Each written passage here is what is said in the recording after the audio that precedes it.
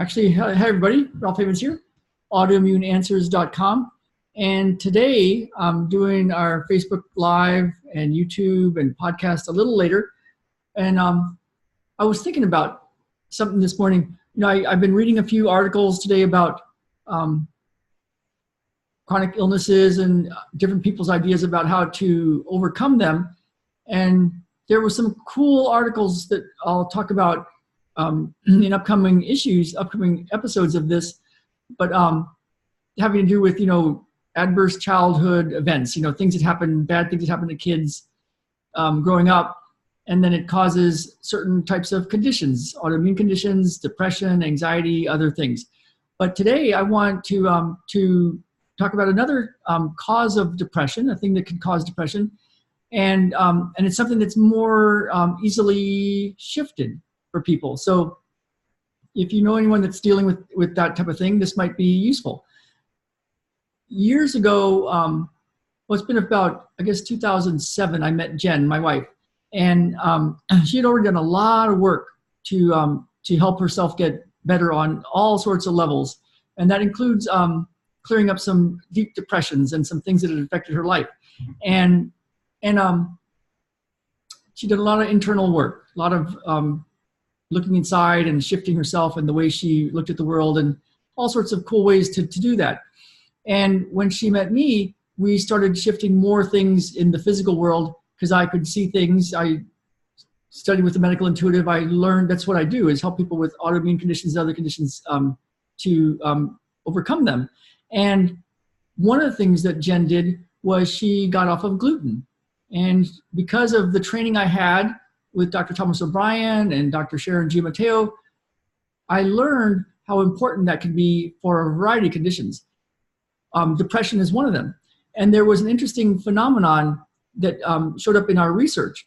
And so Jen solved that with a bunch of stuff, her depression and clearing it, and was well on her way to being really clear of that by the time she met me. But this extra piece of going gluten-free was really, really big. And one thing that I noticed in our study is something that showed up today as I was reading through some articles. So I was reading about this guy, Wil Wheaton, and some of you may know him. He was in the movie Stand By Me. He became a child star way back then. And then he was in a series, a TV series called Star Trek: The Next Generation. And so, and then he was in The Big Bang Theory. And so he's been very, very, very successful. And he had an article about living with depression and how he's lived with depression and still has depression. And that's how he lives. And as I was looking at it, I thought, I'm going to look up what he looks like again, because I think this might be a component of it. So one of the things that happens that's been shown in the research, it's actually in a journal article. I pulled up my notes here. It's from a journal called Digestive and Liver Disease. And what they found was, I'll just read it. A large forehead is a sign easily evident, visibly. And this sign, along with the presence of other conditions that you see, is should alert the physician or the practitioner to test for celiac disease, which is a very severe form of gluten sensitivity. And so what they found was, if a child with severe gluten sensitivity, it's called celiac disease, eats gluten in the first 5 years of life, they develop a very large forehead in relation to the rest of their face. Isn't that interesting? And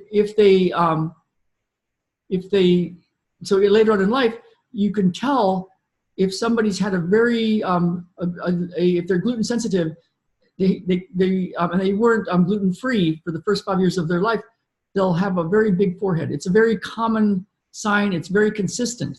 And so I'm going to share my screen because I want to show you this.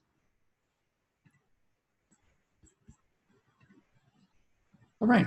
So let's just get a, no, I didn't want to show it this way. Well, let me, hang on.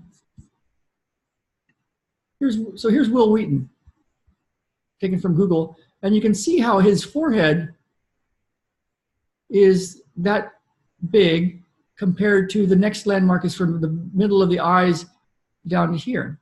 And the next one is from right here down to the end. So this distance is about the same as this distance, but this distance is much bigger.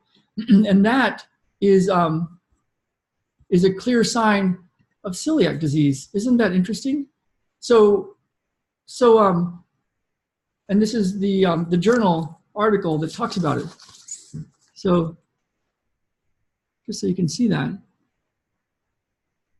And this is from a course that I took, and I studied with Dr. Thomas O'Brien and have been studying with him for quite a while. And our other instructor also told us about this, but unlocking the secrets of gluten sensitivity. And so with Jen, she got off of gluten and she doesn't have depression. And it was never a big thing with problems with her family or how she was raised or stuff like that. It was gluten. So much so that when she gets some gluten by mistake, and it happens very, very, very rarely, one of her symptoms is to be depressed. So it's something that if you're dealing with depression, it might be worth a real good try. And it's the kind of thing that it has to be 100% gluten-free. It can't be 99% gluten-free. It can't be gluten-free, but a teeny bit once a month or once every couple of months. So, so you know, if this helps you, I hope you use it. And I'm going to be sharing more stuff about specific conditions, because what I found is if you can find, everybody's body, I feel, is doing the best it can do. And what we see when we see somebody hurting like this, like severe depression, and maybe Will Wheaton will find this information out and maybe he could go gluten-free and maybe it'll change his life. But if we can find what somebody's body is protecting them from, in this case, maybe protecting them from a toxin, a food thing that's acting like a toxin, gluten, and we can clear that and they no longer have to protect themselves from that, people can heal, of course, you know? And so if it's useful, let me know, comment below. And I left one of our websites, autoimmuneanswers.com, for more information about stuff like this. And it'll be on my YouTube as well. So go ahead and subscribe on YouTube, leave a comment, and you can go to autoimmuneanswers.com if you want more information. All right, everybody, have a good day, and I will see you all soon.